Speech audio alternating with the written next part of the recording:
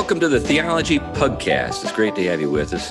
And it's the gang again, and we are on Zoom again. That's not going to be, the way it always is going forward. We were just talking a little bit about plans to get the group together, and we'll tell you a little more about that later. But before I forget, I'm C.R. Wiley. I can forget that sometimes. I'm C.R. Wiley. I'm a pastor here in the Pacific Northwest.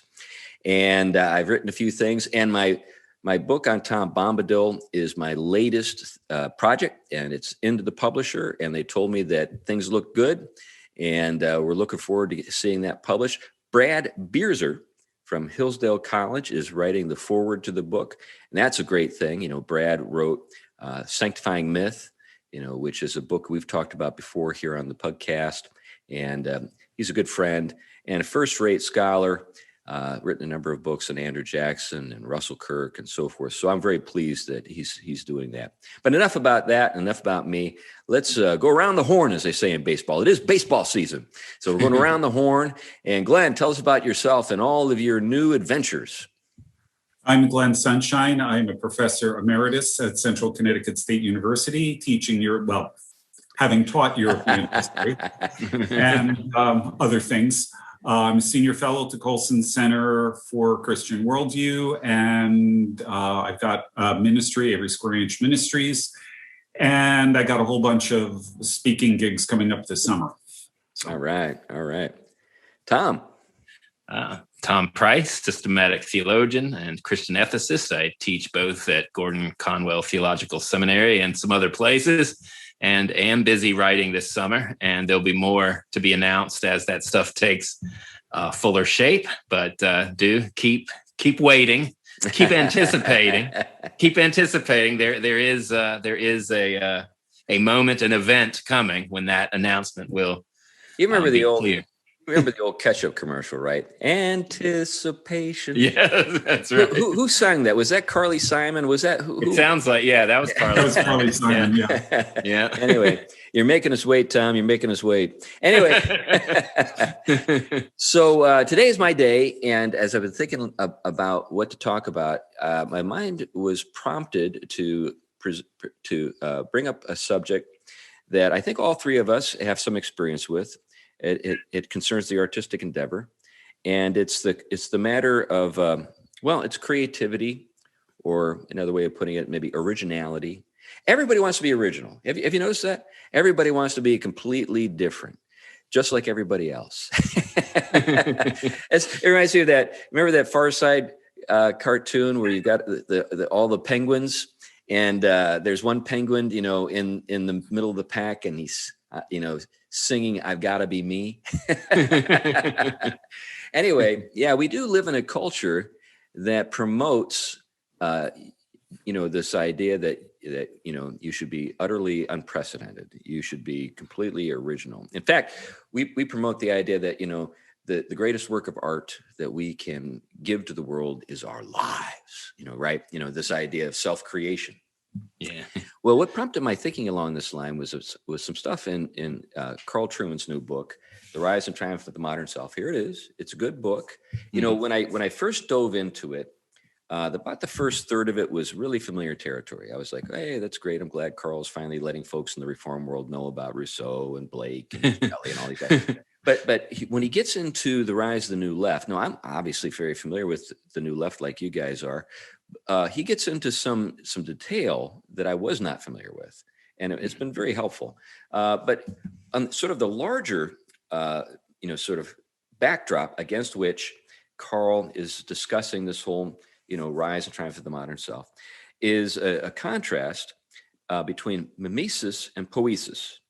So he talks about mimesis and poiesis. So folks out in podcast land are saying, what in the world are you talking about? Mimesis and poiesis? Well, if you listen to those words, you can kind of get a sense of what they're referring to. Mimesis, mimicry, right?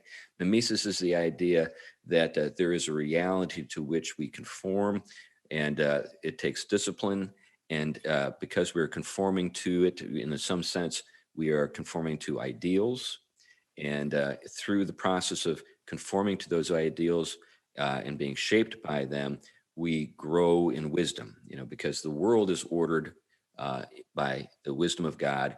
And if we can perceive the structure of God's creation, in some sense, his wisdom will be reflected in us. Mimesis. Now, poesis is the idea of poetry, making. This is one, and I think that sometimes people, when they hear poesis and they hear poetry in poesis, they think that's where it stops. But poesis is any kind of making, anything from making, what my son Gabe makes on his anvil, in terms of creating, metal art, or just metal tools, utensils, and so forth, to epic poetry or film or novels. In other words, it's making in the broadest sense. Now, what Carl notes is that there was a shift sometime in the Renaissance, or maybe the Renaissance could be described as the shift, in which we move from mimesis to poesis, and it becomes into full flower in the Romantic movement, with people like Shelley and Byron and so forth. One of the things that was fascinating to me is, as I read, Carl's treatment of the, Romantic poets, so he doesn't get into Samuel Taylor Coleridge, who is the most Christian of the Romantic poets, which maybe it was an intentional oversight on his part, because it wouldn't actually further his argument by bringing Coleridge in.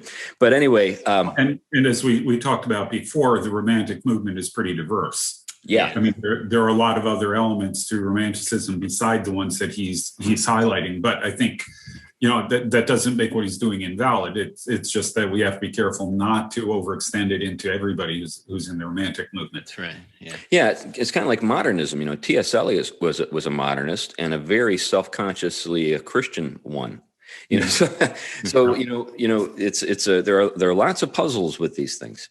Yeah, and just because I've got to do this, it's in my contract. I'm going to argue that the Renaissance isn't really when this starts. Okay, well, I'm fine with that. I defer to your wisdom. Yeah. That's your field, not mine. It's part of the myth of the Renaissance that was really invented in the 19th century, which was the time when this stuff was really in full flower. Yeah, well, and I can follow that. Yeah, well, if you think about the Renaissance, the great Renaissance artists were masters in the classical, forms. So, we when we think about people like, like Leonardo or Michelangelo, or any of the, the composers, we're talking about people who recognize the structure of reality and are in some sense working really hard to represent it, artistically. But this kind of gets me to kind of the heart of my argument, or the heart of my thinking here, and the reason for bringing this up. I think that there's kind of an odd and a paradox here. Every paradox, of course, is odd. That's why paradoxes are so noteworthy. But this is one that I think is entirely lost on most people in our time. If any of you, if you guys are old enough to know folks who were old when you were in your 20s or teens, I knew a lot of really interesting people who were very quirky, eclectic in their personalities and just the way they approached life, and they had grown up in a period of time where there was a lot of pressure to conform to standards, right? Standards, moral standards, aesthetic standards. Now, these folks sometimes embraced those standards, sometimes intentionally resisted them, but they strike me, as I recall, as I think about them, as being people who were truly idiosyncratic. Each of them was a kind of a world unto himself or herself, and you kind of got into their lives, and you learned a lot about what made them tick, and often they were very admirable people in many respects. I remember when I lived in Cambridge, this was back in the 90s, late 80s, early 2000s. And there was a lot of stress on diversity, obviously, all the stuff that we see today kind of, all over Twitter and Facebook and social media in general and any other kind of media.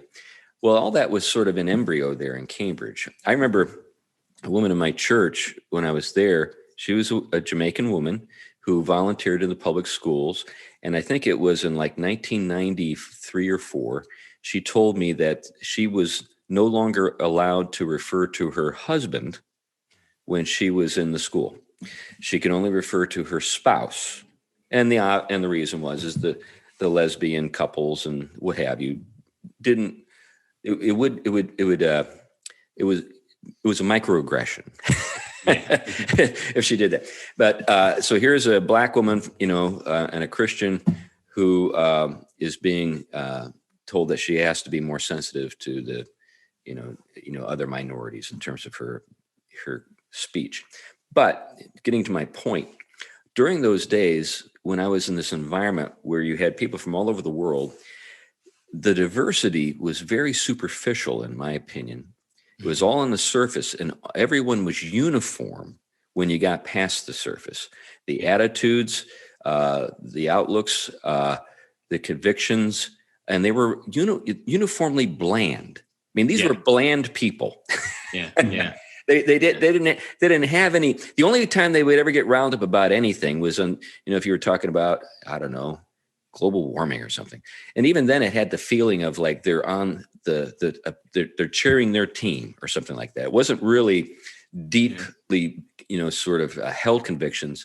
These were convictions that helped them to feel like they belong to this group. Mm-hmm. So my point is that it's when you have a focus on conforming to a form that you end up with variety and you end up with interesting people for a range of reasons. Anyway, that's kind of something to start off with in terms of this discussion, and I have more thoughts. But what do you guys? I can tell you're just chomping at the bit. Well, what's interesting to me about that right now is that with the work I've been doing on critical theory, one of the parts of it involves standpoint theory. And standpoint theory says that there's no such thing as objective knowledge. All of your knowledge is really a product of being at your particular point in all the various intersectional categories.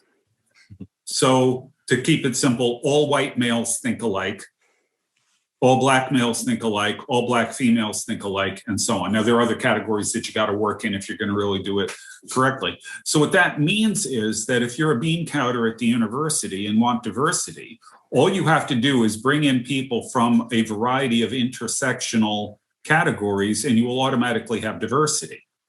The problem is the initial premise is wrong. Yeah, right. And, which is why you have such complete ideological uniformity at the universities in the name of diversity. It's because they're starting with a faulty premise on how people think and what constitutes knowledge for individuals. Right. Yeah. And it loses. I think that superficiality you mentioned before also is really what, we see it all over the place now with first person of this group to do this or that. And it's completely uninspiring at a certain point because it's done more in terms of being a symbol or a sign rather than a sign referencing something significant. It isn't really accomplishing anything now other than just being able to advance through certain power structures that are doing this anyway to create this image that everything is diverse and yet it's not producing any kind of cultural richness. It's not connected to what I would see something as more spiritually organic diversity, where everything, every kind of particular, because it is grounded in the gift character of creation, has genuine gift. And so two people, whatever other similarities they have a whole range of dissimilarities that can never be compressed into these very rigid categories. And when they are, that's when everything gets suffocated. That's why when you were talking about the kind of the forms that we've been created to enact and be and unfold towards and interact with, when we truthfully enact those, that's when that richness and plenitude flourishes. But when we don't, as you just said, we end up creating a pseudo form which everyone conforms to, and it lacks any of that vibrancy and true spiritual depth that makes any kind of creativity significance. Yeah, let me quote something that C.S. Lewis said that really ties in nicely to all these thoughts, and again, I'll give us something to respond to. This is from Mere Christianity. He's addressing the subject of originality. And he says, in literature and art, no man who bothers about being, let me read that again. In literature and art, no man who bothers about originality will ever be original. Whereas if you simply try to tell the truth without caring two pence how often it has been told before, you will, 9 times out of 10, become original without even having noticed it. It's a beautiful thought. And I think there's something, sort of paradoxical again, at work here. I have a background in the visual arts, and one of the things that, classically trained, artists in the visual arts work on when they start is copying. They're trying to capture the human form, or they're trying to represent a flower or a vase or whatever it happens to be. And they're working on mastering light, shadow. They're working on mastering basic draftsmanship. They're trying to get their skills down. Now, the understanding is that originality comes later. At the first step, you've got to know how to do things. Just need to know how to do things. And when you can say you've mastered those things, you have a right at that point to introduce some, novel approaches to whatever you're working on. But that's something that you're doing intentionally at that point. And I think that's worth thinking about. And I imagine there's something similar, when we're talking about music, right? Yeah, well, that was one of the things that was coming to mind. Is there was a lot of pressure. I remember, just growing up as a teenager playing music, but then when I went into music school to play guitar, there was a lot of pressure on this end of being original. And I still, amazingly, I was listening to some mature guitarists at this point who were really at their peak in those days, and they were kind of still giving advice, and they're still giving the same advice. Be original, don't conform. And yet the what made them great was there was an element of them doing their own thing, but it's because they had spent all that time learning a tradition and learning their skills that they were able to then freely work within that form. And so just going out and telling a young kid with a guitar, be original, the pressure is you don't go and learn what anyone else does. You just try to start doing your own thing. And most of the time it ends up terrible. Right. Because you have not been able to be immersed. And we see this sort of in theology too, right? Addressing all the trends, but not having any of the wisdom that you've engaged by immersing yourself in the conversation and the problems and the issues of theology, to where you basically don't have anything to say, even if it's trendy for a moment. It's very similar. Yeah. Well, and an example I use regularly, actually, oddly enough, for medieval history, is the absolutely horrible advice people give to kids, child rearing advice, don't color in the lines. Oh, right. Oh, yeah, yeah. The idea being that if you color within the lines, it's going to stifle your creativity. Well, here's the problem. Coloring books aren't designed to promote your creativity. Coloring books are designed to give you basic skills in operating a pen or pencil or crayon or something.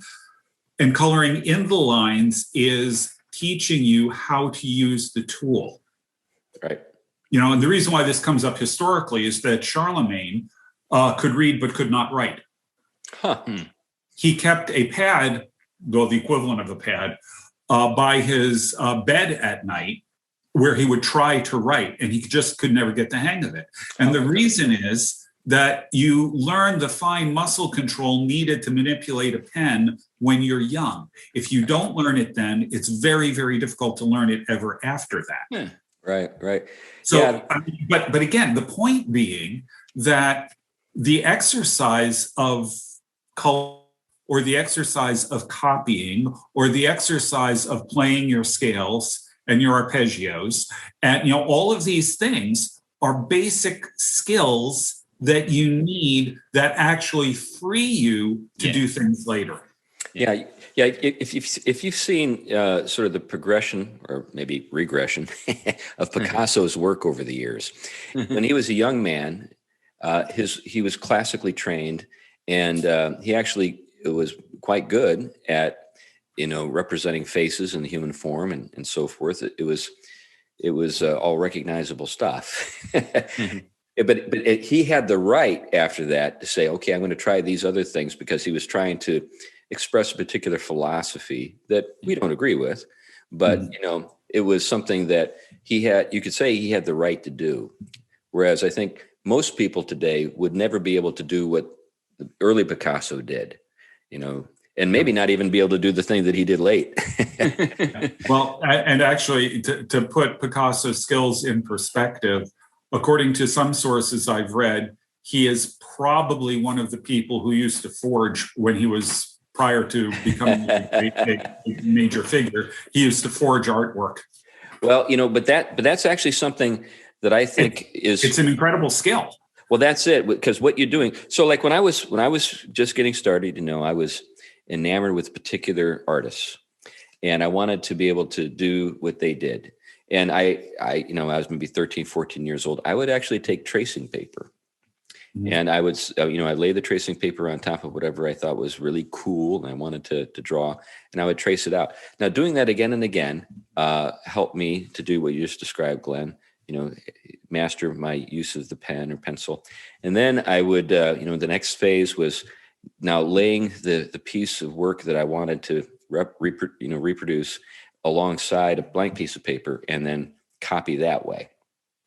And it was through that process of copying and trying to reproduce the effects, the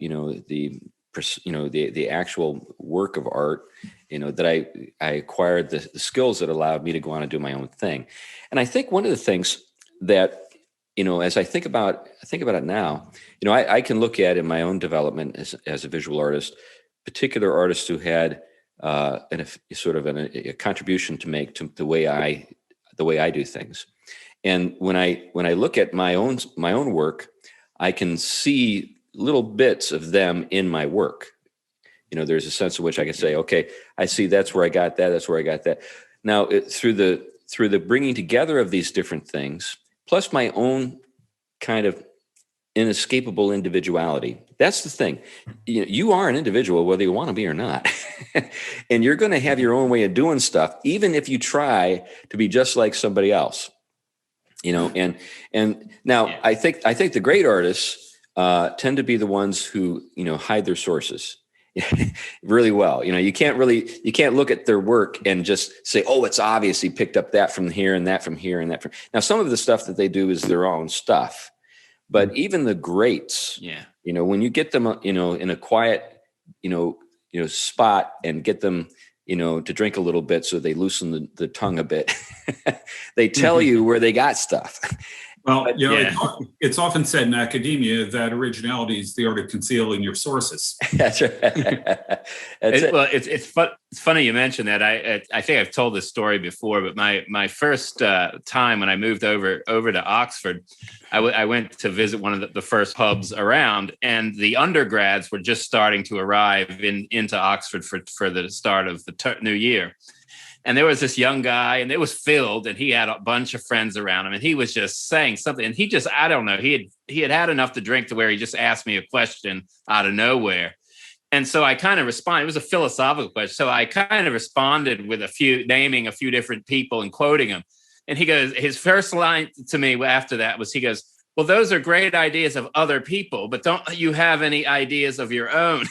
To which my reply is, I said, that itself is a great reply of someone else that you've kind of adopted, but you owe it to the whole tradition, mostly of which culminates in Immanuel Kant, who said, "Dare to use your own thought." Right. So you were immersed in a tradition, whether you liked it or not, and you were just kind of you weren't being original and expecting my originality. Right. Yeah, that's a great point. And there's a kind of irony to the kind of this democratization of originality as well. Like when I was in Cambridge, everybody thought he was an artist, right? So you go around, everybody, thinks he's an artist. And, when you think about the greats, the Renaissance painters, they mixed their own paints. They made their own canvases. They made their own brushes. I mean, in other words, being an artist in those days was a pretty major undertaking, and you had to know a lot of different things. Today, you just go down to the arts supply superstore. I mean, there are like the Home Depots of art supply. Yeah. And you go in these places, and there's everything you could possibly want. But then when you actually see a lot of these people in action, their work all kind of looks alike. It all has that kind of grungy, dirty feel. It's the kind of work that you could maybe perform with, I don't know, a can of spray paint on the side of a building, and it just doesn't really speak to the abilities of the artist. Is just sort of this crude, self-expressive kind of thing, where a person just is, because it's the first thing that crops in their mind, or the first sort of impulse that they have, it must be valuable because it's theirs, and it's something that they're offering to the world. Well, it's sort of interesting. I was just thinking about this the other day. What you do have is this kind of polarity between conceptions of reality within the attention, I think, within modernity or post-modernity, that kind of pulls people in these directions. I think there, on the one hand, is that feel that if they're not like this, everything is a machine and determined. And so their way of fighting for that original agency is somehow to if not rebel, at least push off those determinations. But in that way, they're almost like those quantum material in that view of the world, in which there is no apparent cause, just spontaneously generating. And so to be in continuity with that kind of, indeterminacy, which they see as kind of being at the spiritual core of reality. And I don't even think they think of it this deeply, but I do think this is the manifestation of that kind of relativity and that kind of cosmic undoing that has been promoted by these conceptions of reality. And so you do have kind of with the postmodern variants of the self-expressive, this kind of nihilistic, self-caused creation, which has more in common with kind of the chaotic and void, rather than hovering over the waters and bringing forth plenitude. Right. Well, you want to say something, Glenn? Go ahead. Yeah. Well, yeah. I was just going to say we're right back to Carl Trueman here, because one of the things that he brings out of Rousseau through the Romantics that is then in a lot of ways almost put into scientific terminology by Freud, is the idea that who we are when we are born is fundamentally good, and it gets spoiled by civilization. So in these movements where every child is an artist, these ideas that everybody is an artist, there's probably truth there. But where this goes is what we want then is the child to express him or herself unspoiled by things like practicing the basics. Right. That this is what frees up creativity. It frees up who the child really is and all that sort of thing. And the object for us is to cast off the shackles that civilization has put on us, which then will free us up to be ourselves and to be creative and all those kinds of things as well. Yeah, I think that's right. So let me just add a wrinkle here that takes us in a different direction. So we've been arguing for the value of mimesis, and actually saying that in order to have genuine poiesis, you need to have mastered the basics. Then you're in a position to actually express something worth hearing or seeing or what have you. As I was thinking about this, it seems to me that you can also go too far in the direction of mimesis. Yeah. And when I think about Eastern cultures, generally they are so strong in mimesis that individuality, creativity is crushed in some cases. There's a saying among the Japanese, it's the nail that sticks out that gets hammered. That kind of tells you the story there. But if you look, unless you are a real connoisseur of Eastern art, it's very difficult for a Westerner to know when a particular work of art was made. There's such a strong emphasis on conforming to the standards and reproducing what the masters have handed down to you, that there's like I said, unless you're really good, have a really good eye and maybe have an eye for materials or particular ways in a particular time something was done, you can't see the difference. But in the West, I mean, not only can we tell, the difference between a particular work of visual art from century to century, sometimes from decade to decade. You can say, oh, that's from the 70s and that's from the 30s. You just look at it and say, there's a whole different aesthetic at work. There is a sense, I think, that the West, when it's healthy, it has the best of mimesis and poiesis. Our ability as a civilization to generate, new things, create new things, whether we're talking about technological works or, the traditional arts, scientific discovery, all these different things, really is something worth celebrating.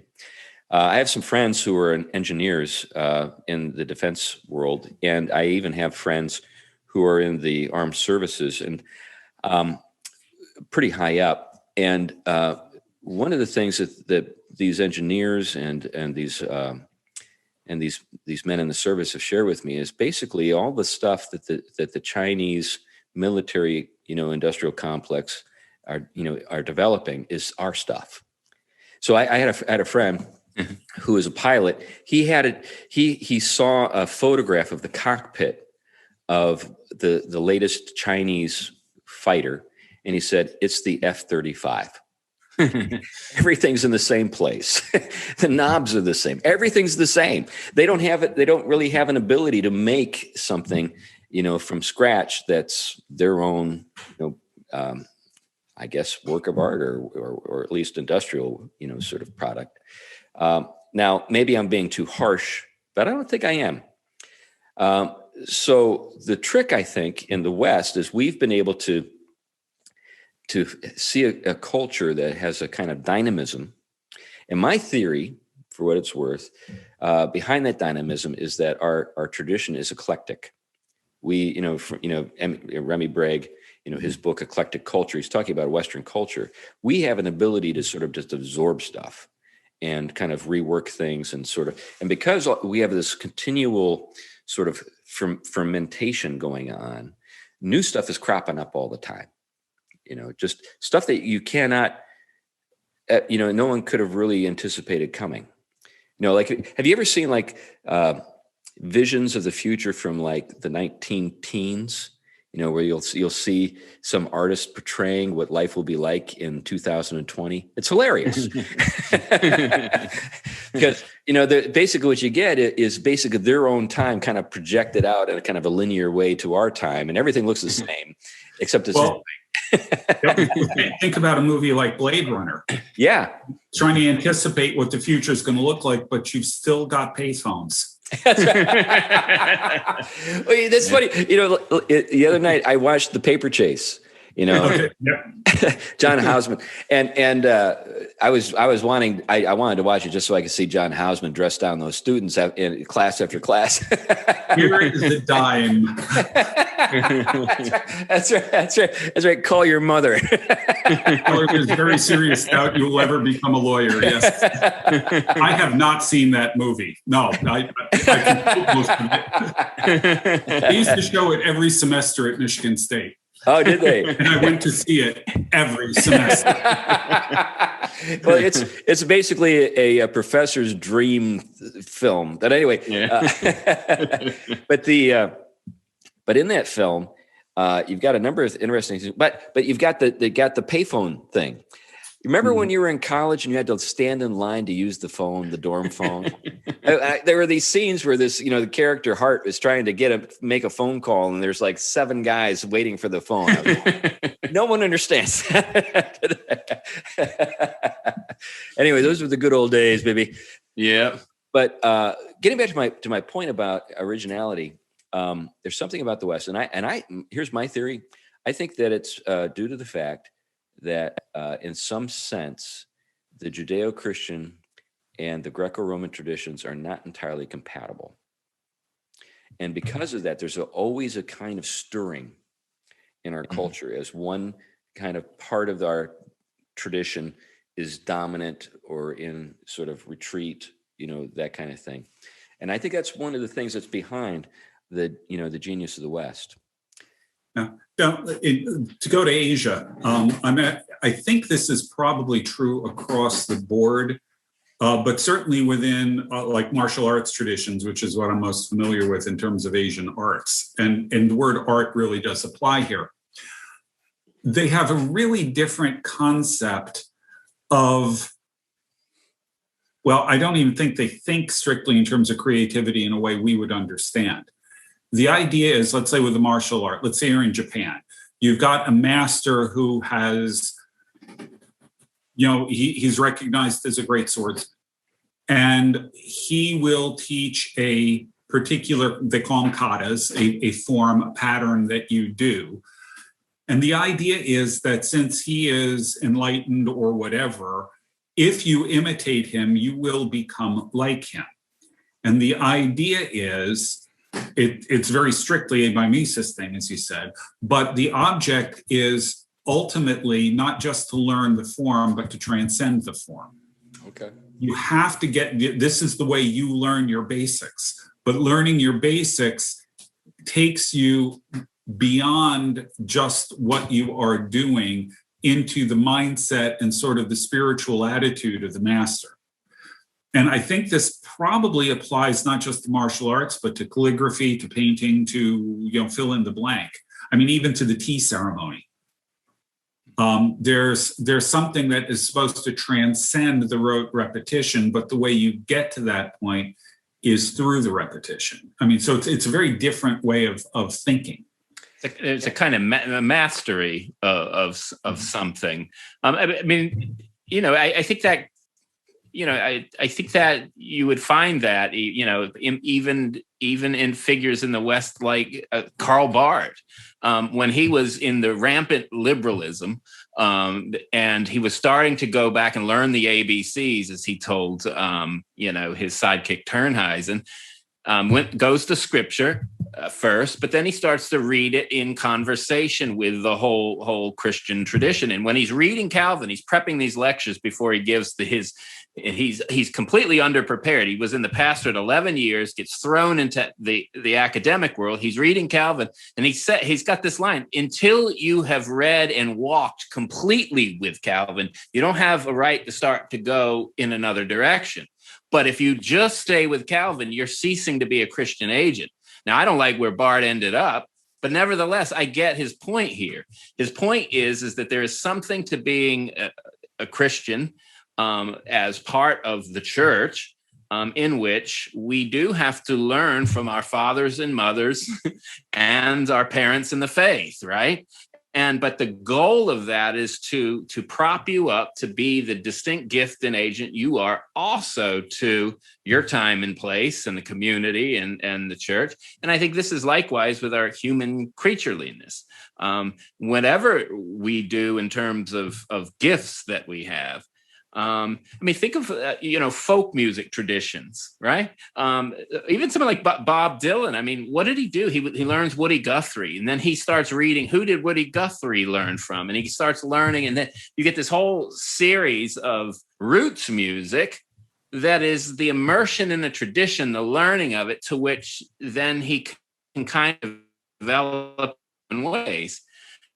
And so that originality does spit out. But sometimes it's an originality that he's bringing into this moment things that aren't so original. He's bringing seeds of that tradition into the moment, but he's bringing it in a new way. And I think you could even say this of master things like martial arts. You learn these things, you perfect them, and then the next person comes along and they are bringing something along with all of that. It's reproducing, but it's also transforming, because no one's exactly the same. Well, this brings up the matter of when we think about roots music, roots. We're rootless today. Yeah. And so people like a Bob Dylan need to go out and sort of find people and sort of intentionally connect to them. And whereas, before it was just something that kind of grew out of a particular community. I think about like Earl Scruggs, Scruggs style picking with the bluegrass. When people think of bluegrass music today, Earl Scruggs and his new way of picking is what they think was always the way it was done. It wasn't, you get the claw hammer approach before that.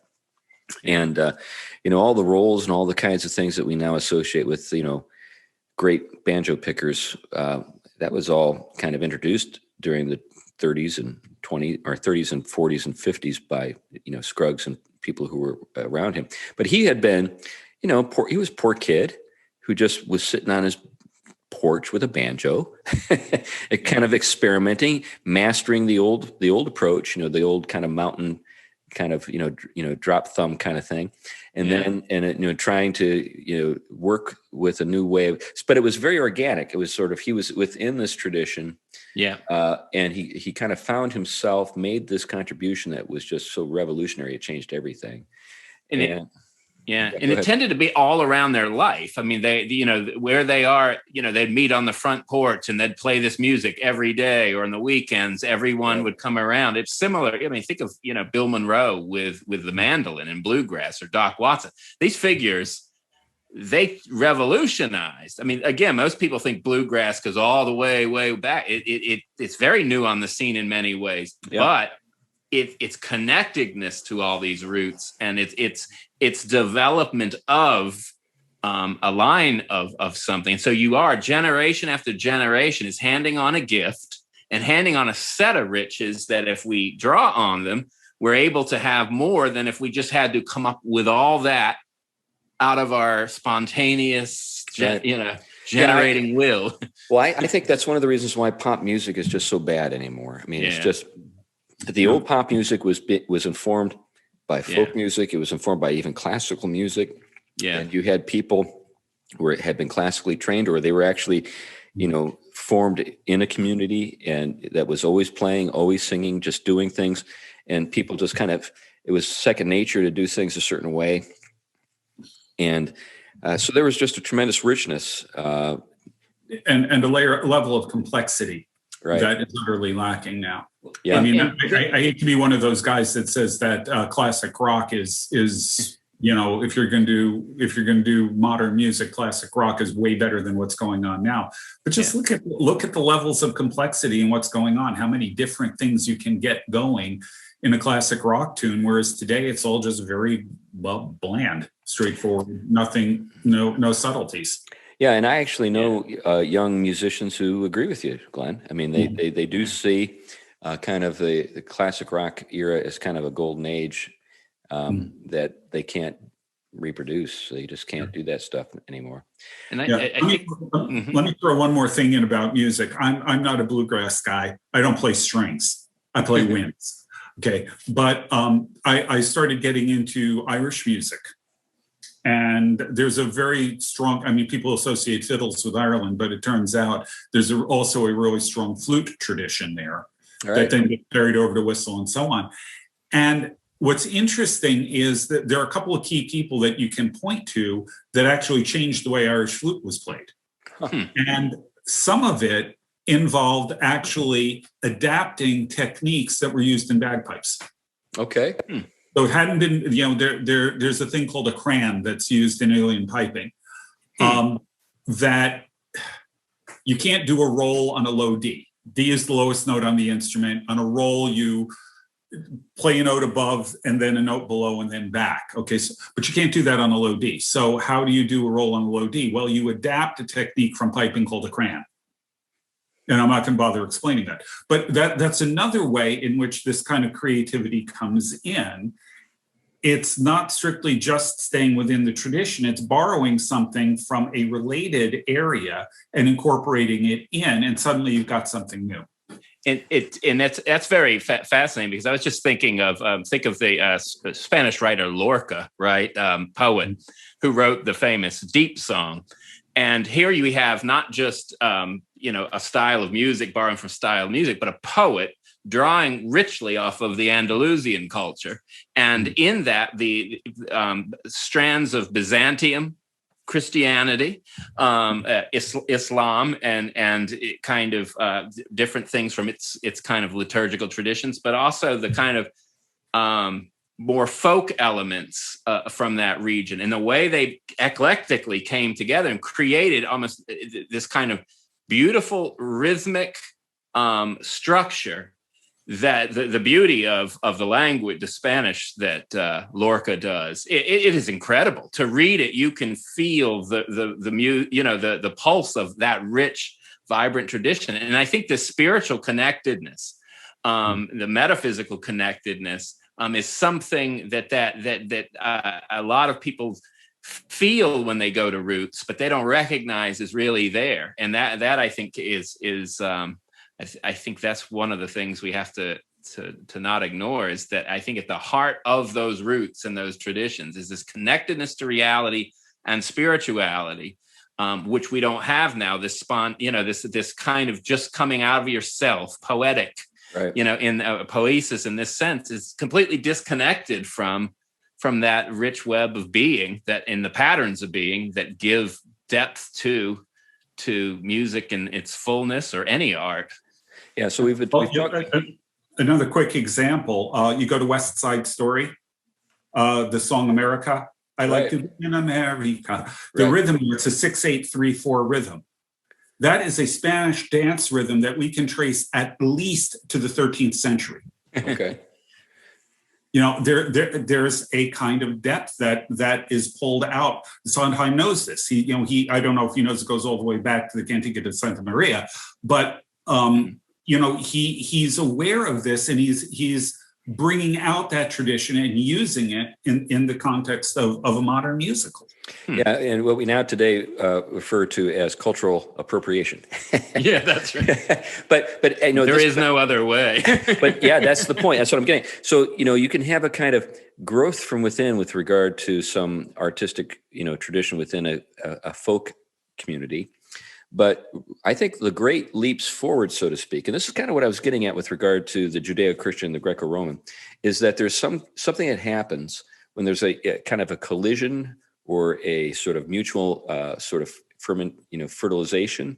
So when we think about the American folk scene, everything from Zydeco to bluegrass, blues, everything in between. Oh yeah, everything. It's pretty clear that we have. From the American folk sort of compendium, is the result of the African and the Scots-Irish coming together. Yeah. You can see now these are communities that had a lot of contact with each other in lots of ways over the years. And if you listen to, say, African music, if you're used to the American, the African American musical traditions, like everything from ragtime to, jazz to whatever, you listen to African music and say, okay, I can see where some things came from, but I don't like the African music nearly as much as I like the African American music. And the same thing, I think, is also the case when we talk about sort of things like bluegrass or mountain music, or even Zydeco, where you've got, traditions of music that have been, in some sense, transformed because of the contact with the African music. So, like now, I've been told, now you would know this better than me, Glenn. I've never been to Ireland, never been to Scotland, but the people who I've known who have studied over there have just been astonished by how devoted the folks in those areas are to American bluegrass and country music. Yeah. Our bus driver, when we were doing a tour in Ireland, our bus driver said he was going to put on a traditional Irish song to get us going in the morning, and he put on the road again. Yeah. But that's the thing, is something about this collision of cultures, that where there was a mutual kind of influence. The African, the slaves learned some things from their Scots, Irish, neighbors, and vice versa. And, for example, the banjo is an African instrument. Yep. Adaptation of an African instrument. Yeah. So now we associate, it's so associated with bluegrass music that a lot of African Americans don't want anything to be, go anywhere near it. And about maybe 10, maybe 20 years ago, I hate to guess how long ago it was, but there was a popular world fusion music group called Afro-Celt Sound Machine. Yeah. And they were bringing in African drums and African rhythms and doing it with Celtic music. Wow. Exactly the same blend that you see in America, but in a totally different context. And you kind of see, especially you look at kind of New York, Bronx area, where you also had a lot of the Latin cultures come in, mixed with the Afro-Cuban culture and the American jazz scene, and you create salsa. And in that, the beat and the rhythm in those things connected with those drop chords and it's phenomenal. And what you get is a rich web of music, and you have no idea that when you bring these things together in this kind of community, that starts to become the way of expressing all of those connections and those traditions, and you create a rich web again of meaning and music. That connects not just one particular group together, but now a whole plenitude of traditions. And so these traditions, you just keep them, completely isolated. They become almost like we were talking about, just, the reduplication of something over and over again, to where it does lose its connectedness and meaning. But here they get brought into a new set of conditions and completely can do amazing things. So when I think about, Western culture, broadly speaking, I think we think of high culture and we think of the symphony, opera, etc. Excuse me 1 second. I need to step out. I will be back in a minute. Okay. Well, we'll wait for it. But then there is folk culture, folk music. Somehow, mass sort of media, mass culture has eclipsed both those things.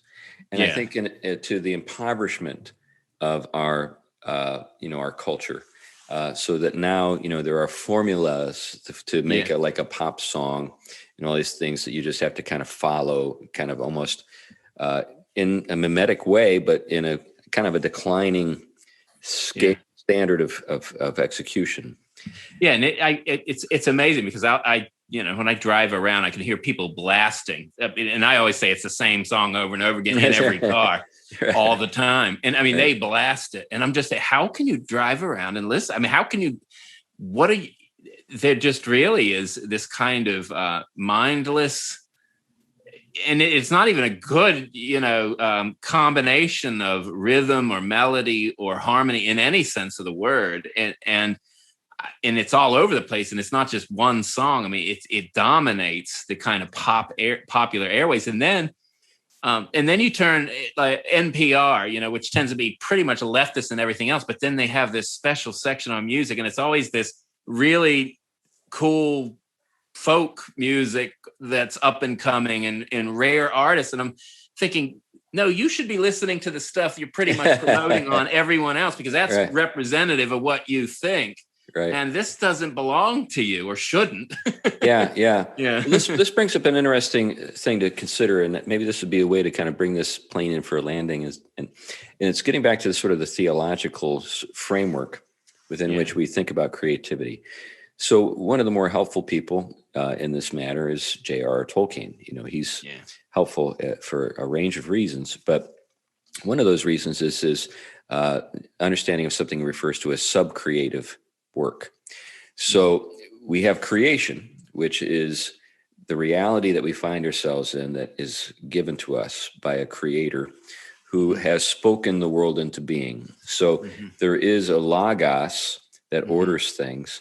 And because we possess logos, we can understand that order. But it isn't an order that is tyrannical in a certain sense. Now, there are limits. We know, the old illustration of, just because you want to fly doesn't mean you can fly when you jump off a roof. You're just going to plummet to the ground and be crushed. Okay, there's that kind of physical law that gives us some constraints. But when we understand the range of the laws, also things like, lift and how momentum and lift can work together to actually defy gravity, we're actually using the laws in such a way to express ourselves and our desires and our goals and so forth. And that's sub-creative work. Making an airplane is a sub-creative activity. Now we have things that we learn from, in nature. And it is remarkable that it seems like, when it comes to the advances in technology that we have, we're continually finding clever ways to sort of replicate things that are already happening in nature. Like when I think about a drone, like you think about what you can do with a drone today, I'm talking about an air drone, generally, a drone will have at least 4 propellers, which gives it the kind of mobility that you can't, reproduce with even a helicopter or, an airplane, obviously. But what does that bring to mind? It brings to mind the dragonfly. You got 4. It does exactly the same sorts of things a dragonfly does. It's mimetic. I mean, think of AI. It's trying to, basically follow the way that nature is ordered in order to reduplicate it.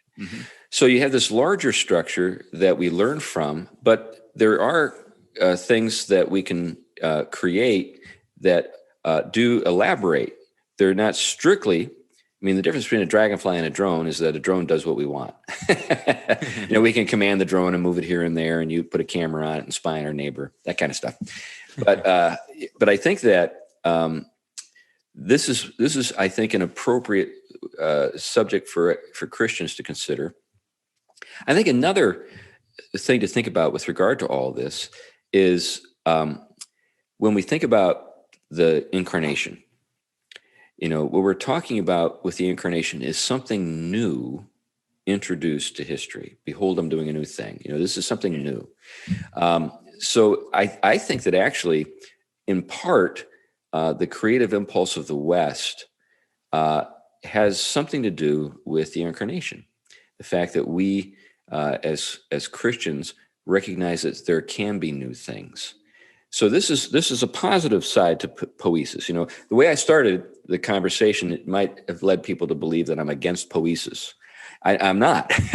I just think that.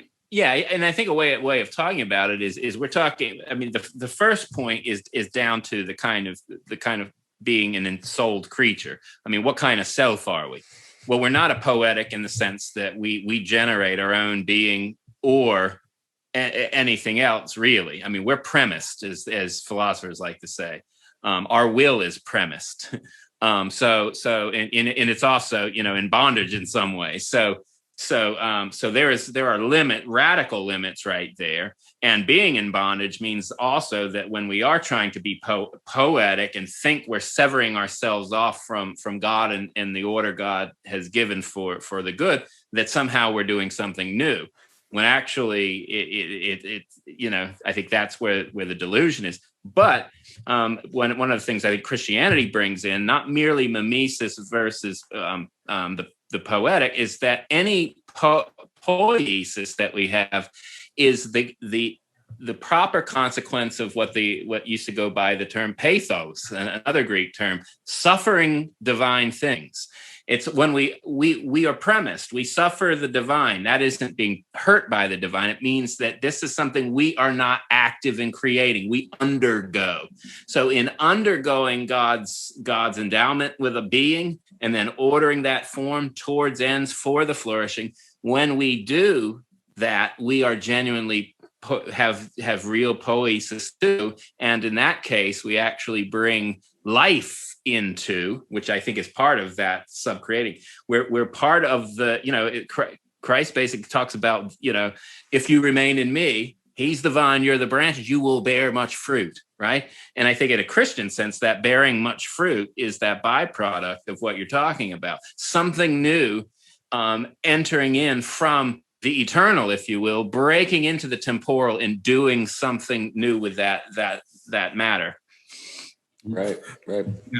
And another way of looking at this is to quote Arthur Holmes, all truth is God's truth. Yeah. And this is something I think that the church, we've forgotten it, but the early church was well aware of this. Yeah. And what that meant is that any truth, wherever we find it, is something that we can appropriate because it belongs to God. Yeah. And so when they went to the pagan world, they saw good things in the pagan world and they said, fine, that's ours. Yeah, that's right. It belongs to God. It's ours. Right. So that's another element, I think, where Christianity contributes to the flourishing of creativity in the West, because there's no problem with, adopting or adapting anything that you find good or useful or true. It's rather, in a lot of ways, like the English language. We have this absolutely enormous vocabulary because we steal words from everybody. But the other thing that came to mind is that, again, as a Christian, this is something that Ken Boa talks about. We had Ken on the show a while back. He says that, and I'm probably going to butcher this, but he says something to the effect of, when Paul talks about us being in Christ, a phrase he uses regularly, that Christ reproduces his life in us to live his life through us as us. Mm-hmm. So to unpack that a little bit, it's Christ's life in us is what we get with salvation. It's not just forgiveness of sins. It's for me to live is Christ. So he's reproducing his life in us. It's a gradual process, but it's taking place because he wants to live his life through us. The only one who can actually live the Christian life is Christ.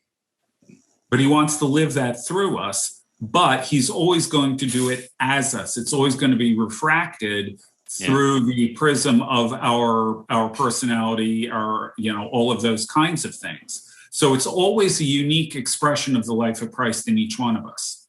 Yeah. And again, this is the same kind of idea of this working out of something that is ultimately true in the richest and fullest sense of the word, but doing it in a way that doesn't diminish the truth of it, but that expresses it in a unique and different way that's unique to the individual. And that's where true creativity comes in as a gift of God. Yeah, I think that's probably a good place to land the airplane here. I think that's a great summary of the way in which our devotion to Christ and our lives in the world come together. And there's a kind of creativity or recreation. We could play with this on and on, but we should probably wrap it up since we're at time. Anyway, thanks a lot for listening to the Theology Pugcast. We appreciate your interest and your support. We have lots of people who've rated us on iTunes and elsewhere, and we do thank those folks. If you've not done that and you like our show, please do on whatever platform you listen to it on. And then there are people who give to us, and those gifts do help to pay for the show, and we're grateful for those folks. And if you'd like to be one of those folks, there are different ways to go about that. You can either go directly to our website and make a contribution from that location, or you can go to the Fight Laugh Feast Network and become a member of the Fight Laugh Feast Network and designate the show as your favorite, I don't know, charity. Or you can go to some of the platforms like on Anchor. I know folks give to the show through Anchor. But anyway, we thank you for doing that.